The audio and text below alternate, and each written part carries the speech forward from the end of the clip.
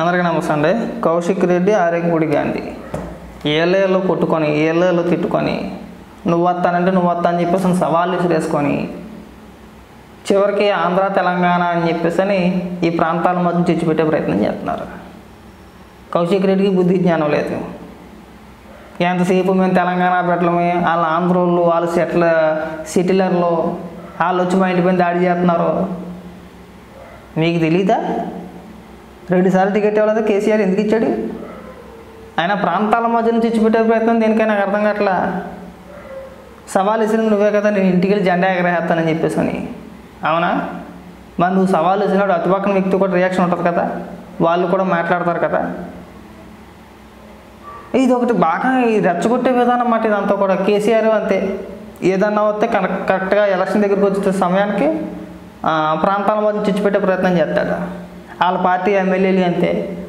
ఇంకొకటి ఉన్నాడు ఒక పోరంబోగడ్డాడు జర్నలిస్ట్ అంటాడు, అది వేరేదో ఉంది జర్నలిస్ట్ శంకర్ ఎవడు. ఆడు ఎంతసేపు ఆంధ్ర ఆంధ్ర ఆంధ్ర అని చెప్పేసి అని ఆంధ్ర మీద పడి ఆడటం తప్పితే ఆడు నిజంగా జర్నలిస్ట్ కాదాడు. అరే 2 ఎమ్మెల్యేలయ్యా, 2 కూడా బీఆర్ఎస్ పార్టీకి సంబంధించిన వ్యక్తులే. వాళ్ళు కొట్టుకు సావడం ఏంటి? తిరిగి ఆంధ్ర మీద పడి ఆడవడం ఏంటి? ఆంధ్ర వాళ్ళు వచ్చి మీ పైన దాడి చేస్తున్నారా? నేను చెప్పుకోవడానికి కానీ సిగ్గుందా కౌశిక్ రెడ్డి నీకైనా సరే?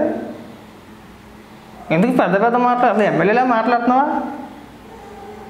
అక్కడ ఇద్దరిదే తప్పు ఉందో నేను ఎవరిని సమర్థించను. ఏ విషయంలో ఆరేంగుడి గాంధీ గారిని సమర్థించను, అలాగని చెప్పేసి కౌశిక్ రెడ్డిని సమర్థించను. ఆయన ఏమన్నాడో తెలదు, కౌశిక్ రెడ్డి ఏమన్నాడో తెలియదు, ఈయన ఏమన్నాడో తెలియదు. 2 లకారాలతో తిట్టుకున్నారు, 2 తొల్ల కొట్టేసుకున్నారు, ఒకరిపైన ఒకరు దాడి, అద్దాలు పగలు కొట్టుకున్నారు, కోడిగుడ్లు వేసుకున్నారు, టమాటాలు వేసుకున్నారు, అంతా బాగానే ఉంది. లాస్ట్కి వచ్చేసరికి ఏంట్రా అంటే కౌశిక్ రెడ్డి టక్మని అనేసాడంతే, మేము తెలంగాణలో మా పైన ఆంధ్రలో దాడి చేస్తున్నారని చెప్పేసి అని. 2 సార్లు టికెట్ ఇచ్చిన కేసీఆర్కి తెలీదా? అంటే ఇప్పుడు మీ పార్టీ అంటే పార్టీలో ఉన్నాడో లేదంటే వెళ్ళాడో వెళ్దాం అని చెప్పేసి అని అనుకున్నాడో అనే ఆలోచన రాగానే ముద్ర వేసారంతే అప్పుడే. మరి కేసీఆర్ని కూడా తిట్టాను అలా అయితే.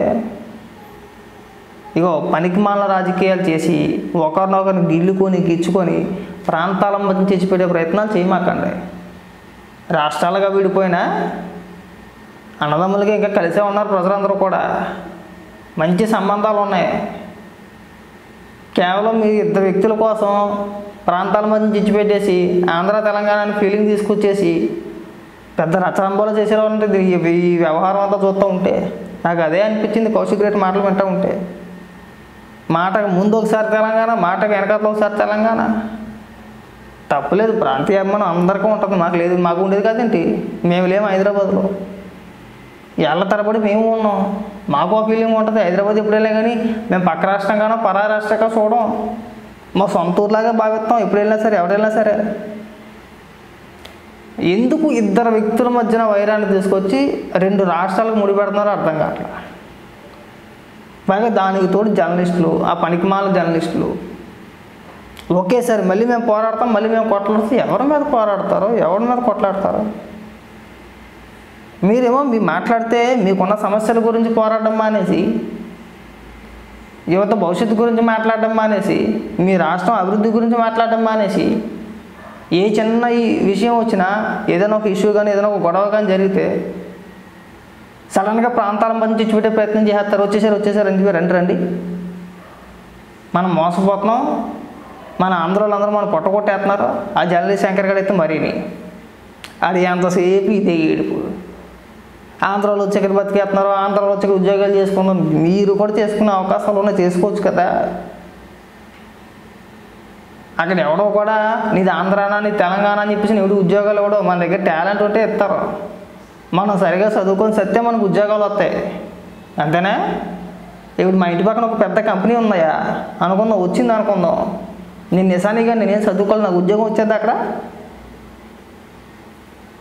ఎవడు చదువుకుంటే ఎవడు క్వాలిఫై అయితే వాడికి వచ్చేది ఉద్యోగం.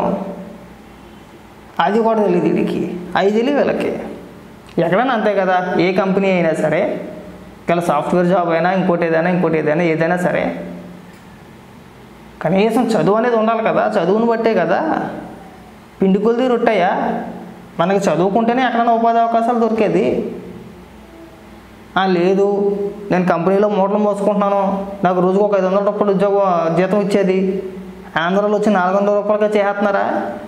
పోనీ అలాంటివి ఏమన్నా ఉంటే నువ్వు చెప్పింది కరెక్టే, సర్లేరా బాబు ఇక్కడ పని లేదని చెప్పేసి అక్కడికి వెళ్ళి చెడగొడుతున్నారో లేదంటే అక్కడికి వెళ్ళి చేసుకుంటున్నారని చెప్పేసి అనుకోవచ్చు. అది కాదంటే ఇక్కడ ఉన్న ఐటీ కంపెనీలు మొత్తం అన్నింటిలోనే ఆంధ్రాలో ఉన్నారంట, వాళ్ళందరూ వెళ్ళిపోతుంటే తెలంగాణలో వచ్చి ఉద్యోగాలు చేస్తారని చెప్పేసి మాట్లాడతాడు. అవకాశాలు అందరికీ ఒకటే, చదువుని బట్టి ఉంటుంది. మనం చదువుకొని సత్తే ఉంటాయి ఉద్యోగాలు. అక్కడ తెలంగాణ ఉన్న వాళ్ళు చేసుకుంటలేదండి ఉద్యోగాలు, లేరండి వాళ్ళు. తెలంగాణలో ఎవరో ఐటీ ఉద్యోగాలు సాఫ్ట్వేర్ ఉద్యోగాలు చేసేవాళ్ళు ఎవరు లేరా? బోల్డ్ మంది ఉన్నారు, నాకు తెలిసిన ఫ్రెండ్సే బోల్డ్ మంది ఉన్నారు. వీళ్ళు చదువుకోరు, వీళ్ళు చదువుకోవడం మానేసి ఎంతసేపు కూడా ప్రాంతాల మధ్యన పడి ఏడుపు. ఇలాంటి వాళ్ళు ఉండబట్టే రాష్ట్రాలన్నీ నాశనం అయిపోతున్నారు అబ్బాయి. ఇంక ఈ ప్రాంతాల మధ్య తెచ్చిపెట్టే ప్రయత్నం మానేయండి. ఇద్దరు ఎమ్మెల్యేల కొట్లాటగానే చూడండి దాన్ని. కాసేపు ఆంధ్రోళ్ళని, కాసేపు కమ్మోళ్ళని, పైగా మీ కులాలను కూడా తీసుకొచ్చేయడమే. అదొక ఎదురు అయిపోయింది. బీఆర్ఎస్ పార్టీ అంటే అంతేనేమో, మాట్లాడితే కులాన్ని తీసుకురావాలా లేదంటే ప్రాంతాన్ని తీసుకురావాలా, కులాన్ని తీసుకురావాలా మళ్ళీ ప్రాంతాన్ని తీసుకురావాలా. చెత్త రాజకీయం. నాకు తెలిసి బీఆర్ఎస్ పార్టీ చేసే లఫూట్ రాజకీయం దేశంలో ఏ పార్టీ చేయదు. ఎవడు చెడియేలా చేస్తారు వాళ్ళు. వీళ్ళు మీసాల తొల్ల కొట్టేస్తారంటే అందరి పోయినా. ఎవడన్నా మన ఇంటి మీదకి వచ్చినట్టే మన ఇంట్లోంచి బయటికి రాకూడతాం. మన ఇంట్లోంచి బయటకు వచ్చిన మొగోడు అంటే ఇంట్లోంచి బయటకు వచ్చిన మొగోడు ఏం కాదు. మళ్ళీ గేట్లు వేసుకున్నారు, తలుపులు వేసుకున్నారు. మళ్ళీ అంతా అయిపోయిన తర్వాత అందరూ వెళ్ళిపోయిన తర్వాత పోలీసు వాళ్ళు లోపలికి వచ్చిన తర్వాత అప్పుడు బయటకు వచ్చి తొల్ల కొట్టేస్తున్నాడు కౌశిక్ రెడ్డి. నేను ఊరికే సూసైడ్ స్టార్ అని చెప్పేసి ఊరికే అలా అందుకే అన్నారు. అన్నీ ఇలాంటి ఓవర్ యాక్షన్లా చేస్తావు. పెద్ద మొగోళ్ళ సవాళ్ళు వేసేస్తావు, ఎవరైనా ఇంటి మీద వస్తే పారిపోతావు. ఎన్నికల ముందు కూడా చూసాం కదా, కుటుంబం మొత్తం దానాలు పెట్టేసి నేను ఆత్మహత్య చేసుకుంటానని చెప్పేసి అనేసేది. నువ్వు వార్నింగ్లు ఇస్తే ఎంత కామెడీగా ఉంటుంది. రాజకీయంగా నువ్వు ఎమ్మెల్యేగా గెలవలేకపోతే నీకు బతికేలేని వ్యక్తి నువ్వు. ఇవాళ ఎమ్మెల్యేగా గెలిచేవు, గెలవంగానే అవన్నీ పోయి తొలగొట్టేస్తున్నాడు. ప్రజలు మళ్ళీ మనకు ఓట్లేసేలా ఉండాలా. అంతే చెప్తే చాలు చూసేవాళ్ళని చెప్పేసి అనుకూడదు కదా. అప్పుడేం చేస్తావు? అప్పుడుగా డబ్బా పట్టుకొని తిరిగేస్తావా? పురుగుల ముందు డబ్బా. మీ రాజకీయాలు తగలట. నువ్వు వార్నింగ్లు ఎత్తంటే నవ్వు వచ్చింది మాకు ఇందాక.